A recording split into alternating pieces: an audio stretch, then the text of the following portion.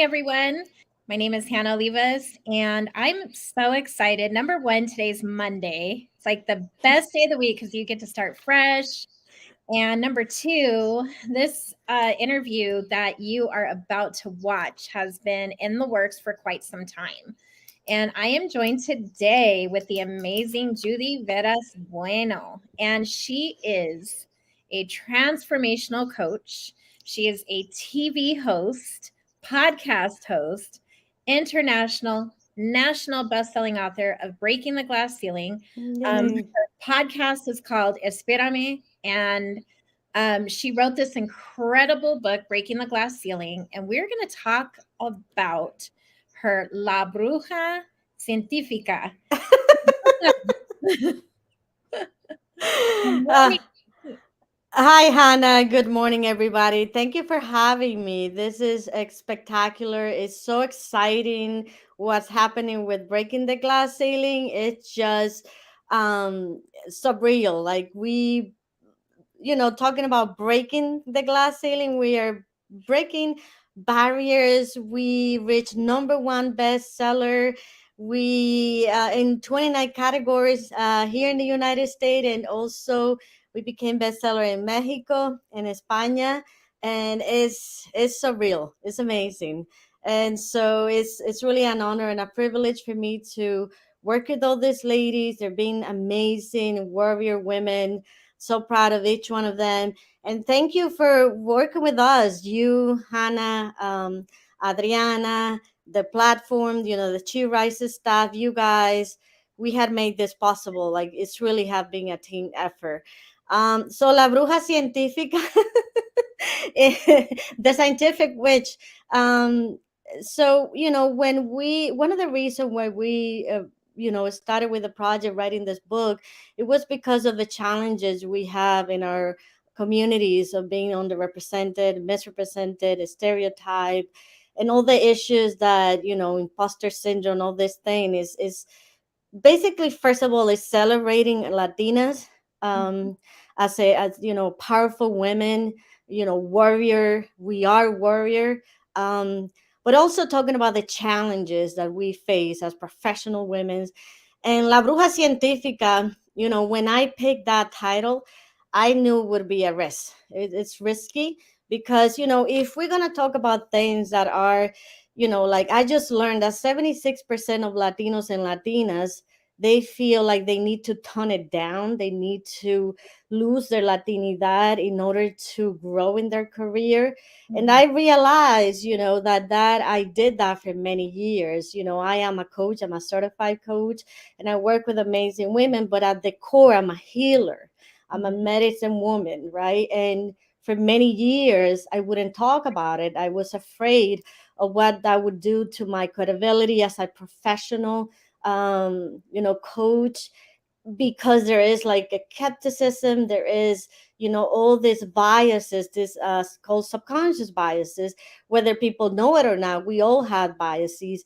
And so I have to be very careful what kind of things I would share, because I really, there is a legitimate fear that I will get, that would fire back to me in terms of like negative repercussion. And so when we put this book together, it was about talking about those challenges. And then I remember, if you remember, you would be like, Judy, when are you submitting your chapter? And I'm like, well, I'm reading all this chapter and helping all this lady. And the truth to be told, it was part of that, but it was also, I was writing, it took me a month to write, and it just didn't feel right, the story that I was about to share. And then I meditated on it and I said, why it doesn't feel right? It doesn't feel authentic. And it was because that's not what I needed to share. If we're gonna talk about being vulnerable, if we're gonna talk about breaking, through barriers, breaking through those, subconscious biases, then I needed to really tell a part of my story that it was almost like hidden. Like I didn't want to talk about it because there was legit fear. And so it took me really, when I realized that, like, this is the story I need to tell, it took me 15 minutes to write. It was so easy and so fast, and I submitted it right away. And when I read it, when the book came out and I read it, I cry. I did cry. Um, I didn't cry when I wrote it down, but I cry because it's like, wow, like you put it out there. Um, and and it does feel very vulnerable, but it feels right. Mm, Like it feels like I did the right thing for myself. And for many women's who, have challenges with needing to hide, feeling like they need to hide a part of who they are as a human. mhm. So you have had quite a journey. I kind of want to take it back a little bit. So you are Dominican Republic descent, right? You're from the DR. You have shared just through our relationship a lot of the adversities and things that you've had to break through, including trying to dim your accent, taking classes to dim your accent because you thought that you needed to do that. But the reality is you don't, right? So you've gone through different pieces of being a Latina woman in business, um, all of these different stories that you have lived through. And so one of the things that I noticed in your chapter is when you talked about, you know, being that healer, expressing, what does that mean? A lot of people don't even understand it, you know Hmm. and so you're trying to explain it in your words. What do you think now that your chapter is out there and you have truly explained what it is and what your belief system is and how important it is? What do you think now? Do you think more and more women will understand that and can relate to that? Do you think that that's something that may have changed for you yourself, something maybe new you discovered? Well, I mean, I think publishing that part of me, it was again, it's that liberating. It's like being myself, truly myself. Because if I'm preaching that and if I'm coaching all these women, then I have to walk the walk. It's not something that I cannot ask somebody to do something that I'm not willing to do for myself. If Yeah. I'm not willing to be vulnerable and to put myself out there, then I cannot ask that of this amazing lady that I work with. And it was honoring them and it was honoring myself and it's honoring my truth. Now, in terms of like if that would change or not, time will tell, right? Like the feedback. But the idea is talking about things that we are afraid to talk about because we don't want to be called crazies, right? Like, oh, like she's just another woo woo person.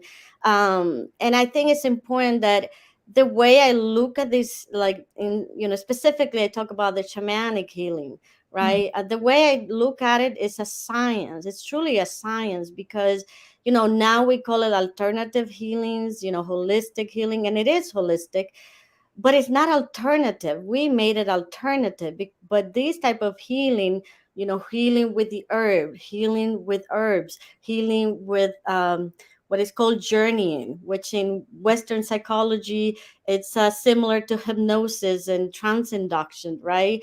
mhm, And so these are science that our ancestors had access to it and they knew, they master it. And mhm, so it's important that I believe that there's a part of the human, like we extremely powerful as human being. We don't really understand the power of our mind, the power of our subconscious mind, the power of our belief system. And so shamanic healing is all about understanding that part of you that is invisible, the part of you that, a lot of people call supernatural, mhm, right? Like I think of you and the next thing like the next 10 minutes you call me and mhm, then we say, oh, how, what an interesting thing. Or I think of somebody and then I see them in the supermarket, right? And we look at those things as, oh, that's like una casualidad, right? Like mhm. random things. But these are not random things. They're called synchronicity. And it's because we have a power that it's on tap. I Mhm, call it our passive potential. They say that we only use 3 to 5% of our mental powers, mhm, right? And so, what happened to the rest of like the 90%? What is that? Where is that? And you see like athletes, and you see people who does amazing thing because they're able to tap into that potential. But until we see that as a possibility, until we stop calling supernatural just things that are very natural, that we have access to it, then it's part of our evolution. I see. I Mhm. think that's the future of us, like what is called the superman, superhuman, right? Superwoman, superhuman. um and we cannot do that until we are able to tap into our potentiality. Mhm. I agree. Now, I interviewed you well over a year ago on our podcast, and you talked about our internal GPS system. Do you remember when we did that Yes. interview? I love that interview. That's how we met. Yeah. And so taking that information, and I encourage everyone to listen to that because what you shared in that interview was so powerful and it led to where we are today. But some of those things that you talked about in terms of, that internal GPS system, those things that we follow, they're not coincidences. You talked about subconscious, the belief system. In terms of last year, then, and writing this book, how in alignment do you feel that is? Well, that inner GPS is what we call our intuition, right? Mhm. And the human is such an interesting. Always say that I love humans. I don't like everybody, but I love everyone, right? Because some people are really hard to like. But the idea is that humans, we have this duality, Mhm. right? We have a part of our brain that is extremely logical. You can say 2 plus 2 is 4, and that's sort of like you cannot change that. But Right. there's a part of our brain that is more malleable, that is more intuitive. I call that the transcendental part of the brain. It's like you can transcend to stages of a level of consciousness, like when you're in meditation, for instance, that you can see things Mhm. that like it makes no sense logically speaking. Like when I thought about this project, like putting like all these women, we're 21 women's and the Mhm. majority of us are Latinas, 20. That's like, it takes a tremendous effort to Yes. put amazing women's together because we are very passionate and opinionated, and I have a deep respect for these women. But like you would have to, like, logically, it's like, oh my god, like how are we going to do that? Intuitively, I was so in tune to follow my intuition that I knew it was the right thing to do and it's the right timing. Mhm. So in my case, I always follow my intuition, even when things get difficult and challenging.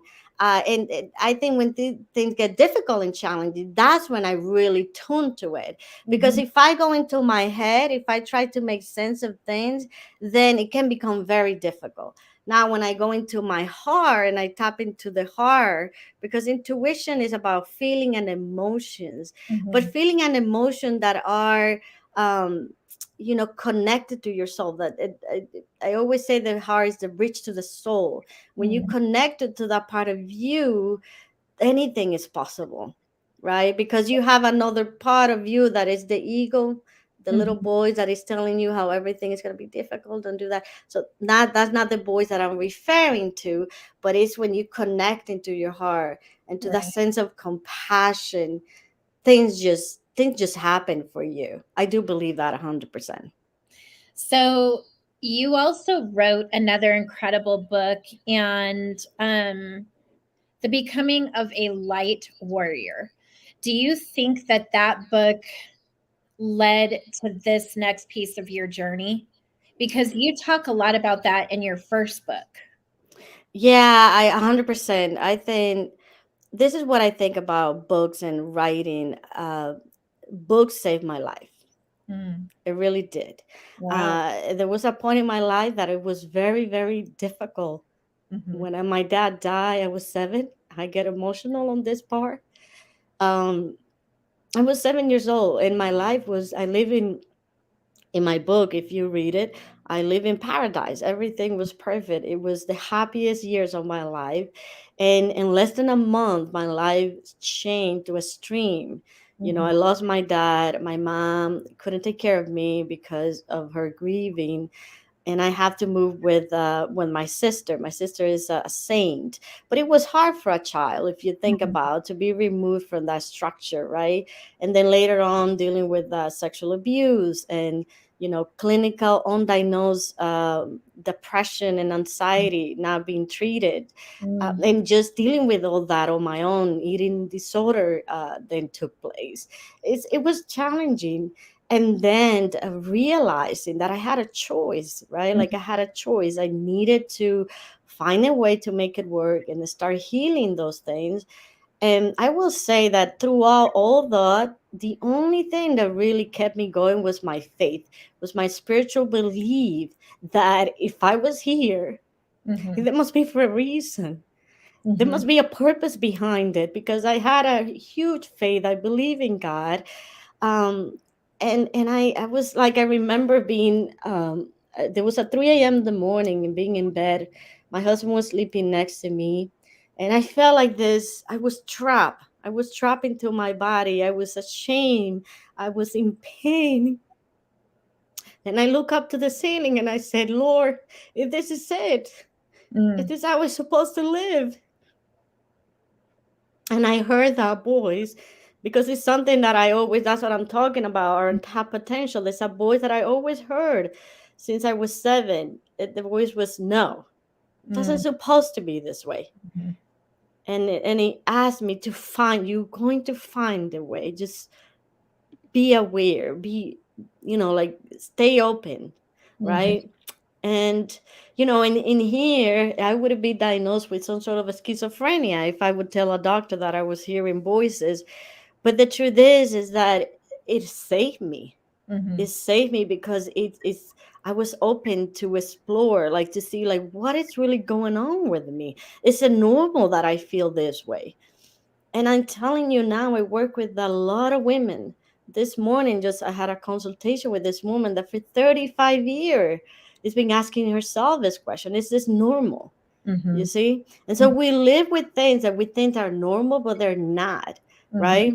Yeah. And shame, like Nelly said, shame or guilt are the lowest energies to live in. And that's where I lived for 22 years, in shame. Mm. And so, yes, my book, I will say, that's why it's so important that you write your story, even if only if you're going to read it. I ask my clients to journal, Mhm. because writing is a healing, and the kinesthetic form of healing, Yes, you it is. know? Yeah, it's transformational. Because if you look at the first book that you put out and what you did during that time versus where you are now, I mean, it's even a transformation what I've seen. Now, I've spent a lot of time with you in person, on the phone, through Zoom. I've been to your home. We traveled across the country to California. And I see this exponential growth happening like everywhere across the board. But I think it's because you have tuned in to the power of your story. You've utilized it to grow. Now you're using it to teach other women to walk in their purpose, to let that shame and let that guilt go. Like, we don't have to pick it up, we don't have to wear those hats anymore. I think what you've done is extraordinary. So, I want to know, in the sense of breaking the glass ceiling, now what? Because you've done that part. So, now what? Well, first of all, I always said, and I told the lady that that are in the book with me, this amazing. I am so proud of them. I mean, when I see, the interview you did with con Jacqueline Vasquez, the interview you have done with like Dana, with each one of these women, are so amazing. Mhm. Like how in such a short period of time they have like, I think it was Lourdes, I you interview her on your podcast, and listening to that, I'm listening to her and I'm crying, Mhm. right? Because this is a woman that, if just 3 months ago, was talking about, I want to speak, I want to do all these things, and there she is, you're stepping into her power. And so my agenda is that each one of us, including myself, we step into that power, because we had that power, we had that potential, right? Of like doing even more. Because here's the deal: a lot of women feel like, my story is like anybody else's story, Mhm. right? But guess what, your story is unique in the way that the struggle that you've been through, Mhm. um, only you have experienced that in the way you had experienced it. But there's hundreds of women who experienced the same thing. So we have a social responsibility, because our people, especially in our Latino community, are underserved. They Yes. don't have access to Yeah. resources and to services. Even if you take, I talked to somebody just a few days ago who's been to therapy 12 years, Mhm. and she still feel like she hasn't really been able to break through those traumas, Mhm. because there's a cultural element to this.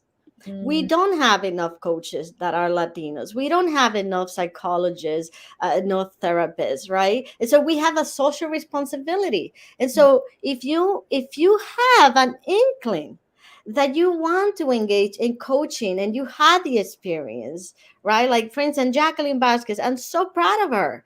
She's this wellness, women wellness advocate, Yep. based on the challenges that she's been through.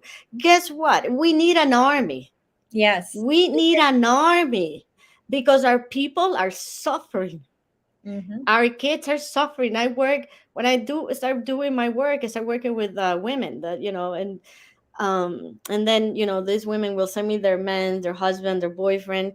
And now there was a challenge with a kid. He was 13 years old, and the father called me desperate. Judy, I need you to see my child. Mm. He tried to commit suicide 3 times. And I said to him, I'm not a clinical psychologist. You do understand that. And Mhm. he said, yes, but you are Dominican, you're a Latina, you understand the issues, the challenges. At the very least, come. I came to their homes, and without lying, within 10 minutes, this child, who they said that he wouldn't speak to anybody, he was talking so Mhm. much. And the next thing you know, the father, the mother, the sister, the child, everybody's crying, Mhm. right? This child now is going to college, you see? And Mhm. so we need an army. Our people are in pain. Yeah. I look at Breaking the Glass Ceiling. It's an incredible book filled with powerful women and powerful stories. But even more than that, it's now a movement. It's a cultural movement. Like, these women have stepped up, stepped forward, and said, "Hey, I am a Latina woman. I am proud. I go through the same things as an American, as an Afro American, however you want to say it. The only difference is what society puts on us. They put those titles on us. We've talked about the minority versus the majority. So many of us have had to, number one, because we're women, number two, because we're Latina, we've had to create our own spaces. We've had to create our own tables because the mean girls and boys wouldn't let us sit with them. But you know what? That's okay, because now we have this table, and now we're putting an extension to the table, and then there's going to be another extension to the table. And I keep saying this, and Dana said it best: own your DNA. Own your Amen. I DNA. It love doesn't that. matter if you're Latina, whatever your DNA is, own it. Be proud, because we're, at the end of the day, everybody's a human being. Like you said, you love people, you love human beings. Doesn't mean we get along with everybody, but we are all human beings, right? And so we Yeah. have to, it's our duty to understand the different cultures that exist in the world. We need to understand the different beliefs, and we need to understand that women need to be supported by each other, first and foremost, by our husbands, by our brothers, our sisters, and so on. So I think this book is really creating some major movement. And I don't even think it's close to stopping. I don't think so. This is just the beginning, Hannah. It's just the beginning. I mean, you can see, like, we're breaking the internet. Like, Mhm. seriously, it's insane, Yeah. because there is a need. There is a need for this type of thing. And here's the thing. as a Latina, for instance, when we navigate, right, we have to navigate in different places. Like, it's not only that you're a Latina, right, and you live in United States. I'm Dominican, Mm-hmm. right? Like, as I'm a Dominican woman, as a Latina woman, as an American woman, Mm-hmm. right? And so we have to. These are different identities, right? Yes. And it's also challenging us, as part of the, the when you are navigating in the world, like, adapting to the American culture, right? But also the what happened with your identity navigating with your own family, which is in many, Sylvia Jocasta, I had a conversation with her, and she's one of the author, and she said, like, it's so challenging because, as a professional woman, she travels the world, she's a global leader, Mm-hmm. and how many times she's being asked, like, why you're not at home, why you're not more with your family, why this, why Mm-hmm. that, right? And so it's not just dealing with what it means to adapt to a new culture, but it's readapting to your own culture. And now people asking you question, like in my case, I never liked cooking. Now I'm actually enjoying more. Actually, I'm cooking now. But that was never my thing. And it was such a huge issue. Mm-hmm. What Nelly said, continuously have to regulate yourself and tone it down. Like, for instance, when you're navigating in the American culture, and I work in corporate for more than 20 years, and it was this idea of toning down your Latinidad, loosening it up because you're too much, Mm-hmm. too passionate. Don't wear the red lipstick, don't wear the tight skirt, don't wear the high heels. Like, it is true, it's Yeah. almost like you have to become this masculine entity. And Mm-hmm. Latinas were very feminine, we're very feminine beings. And Mm-hmm. so it's like, if you think about what happened is, as you do that for years, Mm-hmm. how mentally, emotionally that's demoralizing you as a human. The fact that you have to be something else in order for people to listen to you. And Yeah. then on top of that, you add the accent, right? Like, for many years, I was so afraid to speak in public. I would sweat, like, Mm-hmm. I would sweat in meetings because there was this lady there, very condescending, and she would, like, in public, she would say, can you repeat that? I think it's the accent. You see, I have a Dominican friend just like you, it's so hard to understand. Or this other lady who interviewed me saying, every time you speak, like, it's a ring in my ear, it's so uncomfortable. And you know what I have to do at one point? I have to say, well, I'm really sorry that that's the, like, that you had that experience. There's nothing I can do about this. This is my accent, so I guess you have to adapt to it. Boom. If you're going to hire me, because uh, you had me here for a reason. My boss say that I can be 5 employees in one, so I guess you have to deal with it, right? Yeah. I mean, That's at right. one point, you're just tired of it. I think that some people think like, you're talking about your accent, which I happen to think is adorable. I, I I'm think a it's awesome, boo. I'm a fan of the accent, and I got to see your accent in action, literally in I restaurants, know.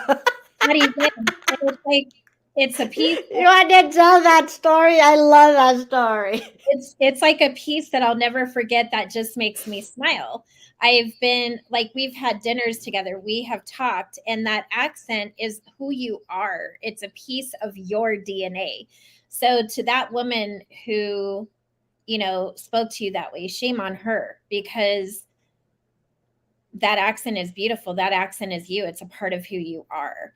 You're this extraordinary woman. You're this extraordinary wife. You're this extraordinary mama. You have the most amazing, beautiful children. You have a husband who loves and supports you, and you just have the whole package, right? Accent, cooking skills, like you're the full package, the mom, the wife, the friend, the coach, the TV host, the podcast host, the author, best-selling author. So you have an extraordinary journey that you should be absolutely proud of. So the next time you order crab cakes, you order them and say it how you want to, because you're going to get those crab cakes. You remember that? I ordered it for you because I can get in trouble. I love it. I will never forget that day. It was one of my favorite days ever. We You know, laugh so much. we did. We almost we were asked to leave, I think, because we closed the restaurant. I, I We remember did. being there. It was great. But now you have okay, so you're out there. Like there's no going back. There's no more classes for you to take to dim your light, dim your accent. Things to happen. So now you have the duty to continue to shine this light and bring more women with you. How do you feel about that? Well, here's the deal. It's a huge responsibility because that's right, Bill. Right, Jackie? That's right, Bill. And I'm a gardener too. I love gardening. I gotta add that to the list. You know, when you say that, all this thing you just mentioned, to me, it's like, oh wow, that's true. I do all that, huh? Yeah. That's interesting. Yeah. It's a lot of responsibility because we're dealing with actual issues here. Like this is not just I want to be this person. Yeah. This is not happened. This was not planned this way. I always say that, the healing arts pick me, chose me, not the other way around, because I was actually running away from many, many years. I was so afraid of it, because I didn't understand it. And so this is a huge responsibility because, first of all, I always say the first responsibility is you. You have to take responsibility for your life. If there's something that is not working in your life, I love what Dana said. She said about you cannot complain about something you tolerate, right? That's And right. so if Yeah. we are tolerating, like, in a way, we're part of the challenge, we're part of the problem, because if we don't say anything, and I understand why we don't say things, in the work, in different spaces, because there is a legit fear that you're Mhm. going to lose your job, that you're going to be retaliated against.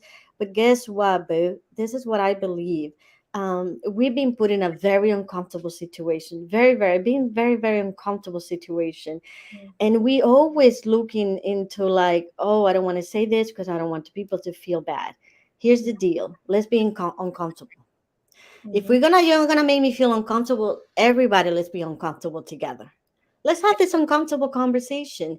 And so Yeah. it's a huge responsibility because these are real issues. We are underrepresented. There is, like, if you look at the statistic, is what, 7% Latinos and 3% Latinas, uh, behind and in front of a camera, in writing, right? Books and magazines and news and shows and Netflix, it's everywhere. And Mhm. so when you are allow somebody else to tell your story, right? When you allow somebody else to control the narrative, guess what? Then you have a responsibility on that. And you can say, well, I'm one person. Like, what can I do? Well, guess what, boo? I realize I'm one person. I don't have to do this on my own. Let's bring this group of women. Let's see what happened, boo. Okay? Let's see who follows. And I picked these women. These women are amazing women. And we're talking about doctors, we're talking about lawyers, we're talking Mhm. about Yeah. global leaders, we talk about CEOs, we talk about Mhm. business owner. And so it's a huge responsibility, but I cannot do it on my own. I can't. We need Yeah. an army of women. And so we all need to take responsibility, first for my life and then for our society. We have a societal responsibility. Yes, we do. Okay. And so we have, like, we need to continue. Like, this is just the way I see it. This is just the beginning. No Okay. más. Bye, ¿verdad, Jacqueline? Ya está bueno. No más, no más, ya está bueno. No So más. now here you are. You are going to be the woman who is carrying the lighter fluid and the torch into the burning building. In other words, no fear, no fear. You're going in no fear. You're taking this and you're taking it to the next level and you're bringing these women with you. You are changing the narrative. No, exactly. No fear. We are changing the narrative.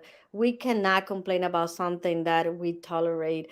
We cannot tolerate this thing. But also, I think we have to be very careful how we carry the conversation, because as I work with women's and I work with, I have learned so much about behavior, right? Subconscious behavior, about these impulses that we have because they are programmed and they are wired in our subconscious mind. And now we just respond to to this subconscious, impulses, right? So we need to understand that the majority of people do have good intention.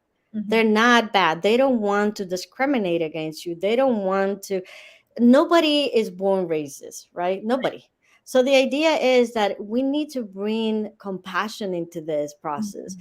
We need to understand that that person who's saying that comment, who's being condescending, he's doing it or she's doing it or this person is doing this because it really in their heart has good intention, but Mhm. good intention can do a lot of damage. And so we need to keep that in mind, that we have this subconscious biases, and all of us have it. Like and what does that mean? Subconscious is the story that I tell myself about myself or Mhm. somebody else, the assumptions that we make because that person look or Mhm. sound different than me. And usually, I will say 90%, the person is not aware that Mhm. they have biases, right? And so, like, one day, just to give you a really short example so people can have an illustrate the point, I was walking, right?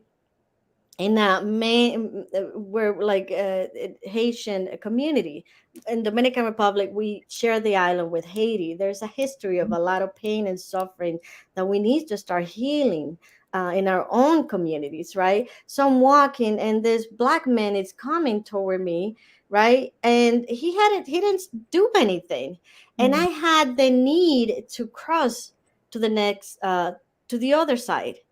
In that moment, I realized, what am I crossing? Mm. What am I doing that for? And I came back to the sidewalk and I say good morning. Mm. And he gave me the biggest smile and Mhm. told me good morning. And in Yeah. that moment I realized, oh my God, I have these biases.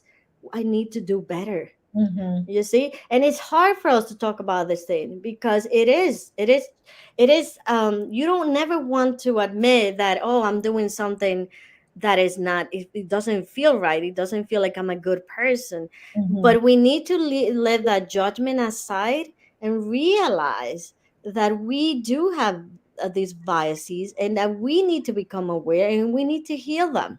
And Yeah. that's the only way we can do it, is with compassion and with love and education. And yeah, I was going to say, I think sometimes, it's that people they're afraid to learn other cultures. But really, what we could do is share and encourage one another to learn other cultures, to understand it, because everyone does business differently. Everyone's Yes. culture is different. There's so many religions, right? There's all these different religions and beliefs, and it's the same thing with culture. We all have a different view, and it's okay. So allow us the space to be different. But you can't judge us based off of our DNA. You know, you have to leave that there. So you have some pretty incredible stuff coming up. You have a show. I know. When do we get to see So the I actually have a meeting today with the with your executives on the producing of the show. We have a lot of footage already. We have many episodes recorded already. I really, what I wanted to do is to concentrate on the book, work in the book, make sure things were okay, like we launch, we reach the goals. Then in that process, I also released a podcast to support the book effort. Mhm. And now I feel is the right time for the show to come. And I want to really release it. This is the first time I'm talking about this, and me and Ron, we're going to talk about it more. But I want to release it toward the end of September. I want it to be released before Thanksgiving, to the end of September, beginning of November, so that it is, so we continue the movement, right? The movement doesn't stop. This is just a beginning, and the TV show is just another piece that we add into it to portray these women, to really showcase them, their geniuses, their amazing energy, their amazing achievement, right? Right. So, so you're saying end of October, before Thanksgiving. Oh my So, God, yeah, October, not September. Yeah, boo, thank you. You can see my clock is like, where am I? So many things. so we can look forward to that. And you have several events planned for the book, in the New York and New Jersey area. So, how can people continue to follow your journey and connect with you? Well, you can find me on Instagram, Judy Veras Bueno. I think the name is written down there. Also in LinkedIn, I'm becoming more active in LinkedIn, which I wasn't before. Judy Veras Bueno. In Facebook, the same thing. Mhm. I want to invite everybody to an amazing event that is coming. It's actually this Wednesday, October 11, Lehman College is inviting us to present, to launch the book officially as a panel. And this is something that we have to put together really quick, like everything that is happening. And so we are very excited for this event. It's at 6 p.m. If you go to my Facebook account, you can find the link to register there. We also have like November 8th, Claudia Inoa, one of the authors, the Queen. She has an amazing event here in New York, New Jersey area. She had it last year and it was truly amazing. And now it's going to be even more amazing. We have two more events, I believe. October, I don't want to say this wrong, but October 18 and then November 16 with the Heels Deals on Heal, and then the Lore, which is Latino for Real Estate, which I'm one of the director of that organization. I volunteer there, um, and we have those two events that are amazing. Um, I'm actually talking to Claudia today to finalize those things, but we're planning on like going to California, I believe in December 2nd with Ana Reynoso. I would love to see you there, Hannah. Oh, I Um, there for sure. and we want to create a summit to celebrate International Women's Day in March. Mhm. We're putting that together. We don't have a specific date, but we know it's in March. We want to create whether it is a whole day summit or a weekend retreat. We haven't decided yet. We're looking for a sponsor for that event. So please connect with me, and so we can talk about that aspect of the event. But there's a lot of things coming into place because of this book, and it's so exciting. This energy of like moving forward is amazing. Well, congratulations to you. And so you can get this book currently all across Amazon. It's published in 13 countries. It is still an ebook. We have a major goal to meet. We're more than halfway there. And the way that we reach that goal, and some of the reasons why we come on and do these discussions, is to share what is inside of that book, why you should get your hands on that book. So I believe as a reader, and I read a lot, I always get the ebook version and paperback. And we have a major goal to meet starting next week, Tuesday. The book comes out in paperback. And so every person who is buying this ebook, continue to do it. It is a great gift and belongs in the hands of all men and women. There's something for everybody. So grab the book, Breaking the Glass Ceiling. It's on Amazon. And then on October 17th, grab that paper book, because this book needs to be a New York Times bestseller. This book needs to break that glass ceiling and shatter that stigma. This would be the first book of its type to do it, and it can only be done through the support of the people that we are talking to right now. So make it happen, grab the book, support these women. There's 21 in total, and let's break that glass ceiling. Let's hit that goal. Yeah, And and yeah, also if we look, yeah, it's not just a social responsibility for all of us to heal each other, right? To heal, to be able to live in community. Mhm. But here's the deal: is it makes sense. if you look at these women are powerhouses. Not because I said so, because their bios. You have to look at those bios. They're amazing. They know about businesses. They know about real estate. They know about politics. They know about economy. They know about leadership. And so I did the calculation average. I put average 20 years. Each one of experience is more than, it's almost like 400 years of experience. And so at the very least, this is what I say the book will do for you. It's Mhm. like you will learn about biases, you will become more aware, you will get the tools on how to release these biases and start change. But also in the process, you might want to open a business, you might want to get all this, because these women, all of them are, they're professional women, they're entrepreneurial, they're the majority are business owner. It's amazing. So who knows, you might take action and pursue your dream in the process, right? I'm saying I hope so. I hope that this creates a new system, a new economic system for Latina women in business. I mean, we are a huge population. There's no excuse.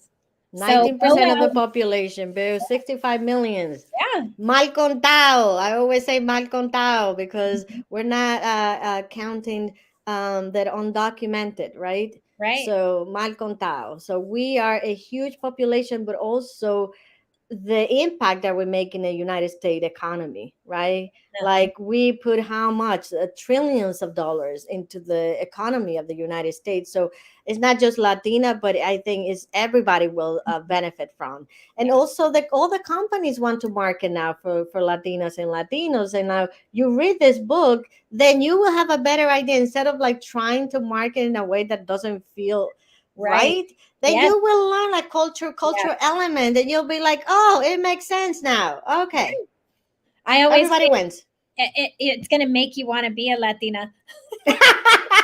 We'll adopt you. Yeah, you're gonna want that. Well, thank you for spending your morning with me. It was so great talking to you. Congratulations on all the accomplishments.